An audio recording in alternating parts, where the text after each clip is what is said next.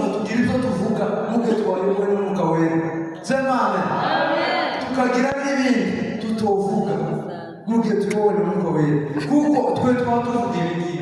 Hari abandi babaganira ibindi batabaganira. Nyuma n'umwuka sinyoba naje singira umwungeri wa gahungu, ahubwo ndi umwungeri w'Imana, umwana w'Imana.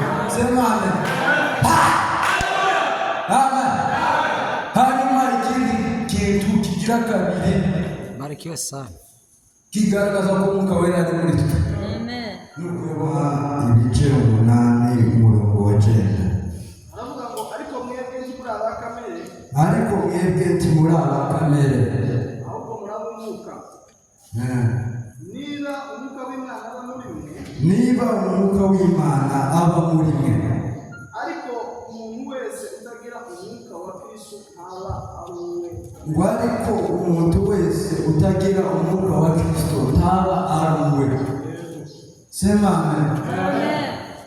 Bisigura ngo iyo dufite umwuka wa Kristo muri twe tuba turari, ariko mu gihe umwuka wera atari muri twe tuba turari. Sema amen.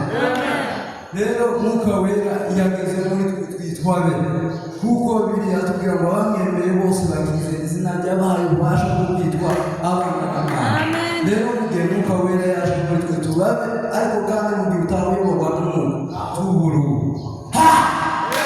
Amen. Hanyuma ndababwira ibintu bitatu bigaragaza ko umwuka wera ari muri twe. Sema amen. Tuzamure Imana ibiganza. Amen.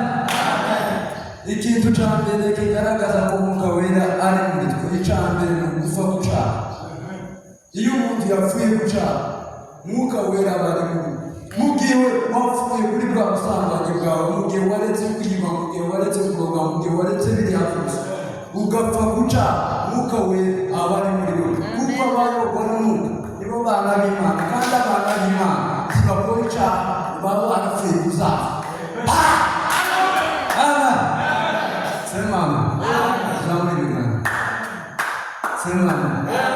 Rero ikigaragaza, kimwe mu bigaragaza ko umwuka wera ari muri twe ni ukuba twarapfuye gucyaha. Sema amen. Abari inyuma tuzamure. Ndabirinde cyane. Amen. Rero mu gihe twaretse gusambana, uriya mugabo wicaye dufite nk'ibintu bine twakora, ariko ibyo byose nabivuyeho nazukiye muri Kristo. Amen. Sema amen. Rero bisigura ko napfuye gucyaha, umwuka wera ari muri nje, kandi mu gihe nyoborwa n'umwuka niko nkora ibyo umwuka nyoborwa n'umwuka sinyoborwa naje singira umwungeri wa gahungu, ahubwo ndi umwungeri w'Imana, umwana w'Imana. Sema amen. Amen. Hanyuma ikindi kintu kigira kabiri, barikiwe sana, kigaragaza ko umwuka wera ari muri twe. Amen. Nukuyoborwa n'umwuka. Umwuka wera yageze muri twe, icya mbere aza yica icyaha muri twe, ikigira kabiri akatuyobora. Rero iyo wayobowe n'umwuka, icyo gihe usanga utabwije wari umwiza bakazubwira n'ibyaha byose, sibyo?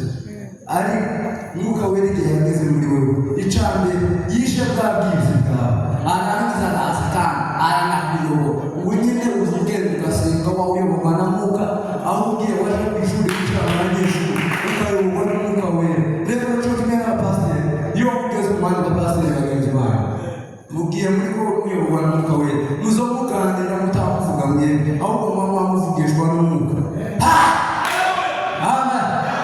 Rero bisigura iyo umwuka wera aza tuyobora, tukamenya ibyo tuvuga, tukamenya n'ibyo dukora, kuko umuntu uyoborwa n'umwuka wera aza agira ibyo avuga, akagira n'ibindi atovuga. Tuba twicaranye njyewe turi kumwe na pasiteri, tumubwira ngo turi gusanga kubera ko nzi ko twembi tuyoborwa n'umwuka wera. Urumva tugira ibyo tuvuga muge twayobowe n'umwuka wera. Sema amen. Tukagira n'ibindi tutovuga muge tuyobowe n'umwuka wera, kuko twe tuba tuvuga ibindi. Hari abandi babaganira ibindi batabaganira n'iby'umwuka wera. Amen. Rero mu gihe twebwe twemerewe umwuka wera akaza muri twe, si twe tuba twaduvuga, si twe tuba twadukora. si twebwe ahubwo ni Mwuka Wera wo wawuvugira muri twe, ni Mwuka Wera wo wawukorera muri twe. Ikintu kigira gatatu ni ukwera imbuto. Iyo Mwuka Wera ageze muri wowe uzugenda, sisi ni barua watu wote wanadusoma.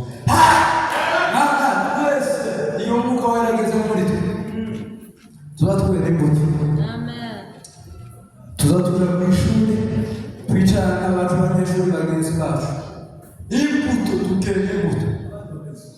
Abandi urumva twe turiba tukimwe no kuzigara tuzureba hano kujya karindwi haraka kapu gato kerekana ko aveni septième aveni. Urumva twe turiba mu gihe rero twe Mwuka Wera yaje muri twera imbuto tukagenda hariho benshi twakorera ibintu bibi, ariko mu gihe Mwuka Wera yaje muri twe tugenda tukaberera imbuto. Ariko ari abantu bamwe kwera imbuto nibo baza bari gusura kuri abana karisigara waraciye akiba kutugihari ukananga kutunyerera imbuto. Bisigura ngo Mwuka Wera yageze muri twe.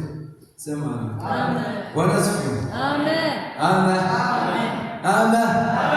Haleluya. Rero Mwuka Wera yageze muri twe tuzatwera imbuto. Twera imbuto. Urabona aha wicaye gusa urashobora kwera imbuto. Wagera mu isoko utavugisha umuntu ukera imbuto utibute kubera ko Mwuka Wera yageze muri wowe.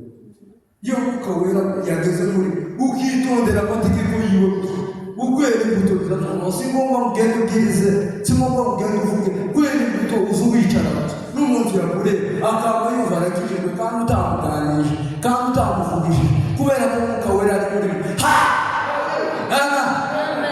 Bisigura ngo tugomba kwera imbuto kugira ngo n'abandi batubona bazakureba uyu muntu Mwuka Wera yageze muri we, Mwuka Wera ari muri we. Ariko abantu basigaye bagenda bivuga ngo jewe nzasenga, uragenda wivuga ngo usenga, waretse ibikorwa ukora bikatubwira gusenga ukareka kuja kwivuga wewe. Umwabura n'umuntu wese muvuye gusenga, uvuye gusenga wamureba umuntu wavuga ngo uvuye gusenga tasa n'amasengero, tasa no gusenga ukumva nshaka kumva amaje none nawe bari bana kubera ko bazi ko utazusenga, ariko gusenga ntibazaba bivuga bazabikora. Kandi iyo utabivuze bizabyivuga kugira ngo iyo umuntu akoma bezimana cyubahiro kombe bezimana cyubahiro kandi sema amen. Hanyuma iminota tutayirangiye, ariko ndanguje mbabwira ikintu kimwe gusa. Tugende icambere twemere Mwuka Wera aze muri twe. Nagera muri wowe icambere aza gukora azize icyaha cyawe wari usanzwe ukora. Niba wari umusambanyi Mwuka Wera icyo ni ikintu cyoroshye kuri we ugapfa kwemera ukazukira muri we. Jewe iyo waje ni ukuvuga ngo nkaje nemeye Imana nkavuga ngo jewe ujevuye uvuye muri kwa kusambana kwanjye, biba bisigura ko mfuye kazukira muri Kristo Yesu. Kandi umuntu azukiye muri Kristo Yesu ntaba kikiyo arendere kuvuga ngo tutukira abacu twiyobora. Urumva ntaba kikiyoboye ahubwo azaribwa na Mwuka Wera. Rero Mwuka Wera yamugeze icambere azaje cyakabiri azaza akakuyobora. Icya gatatu ni umuntu rero icyo kigambo turi mu Mwuka Wera n'ukwera imbuto tuzamura Imana. Mwakiza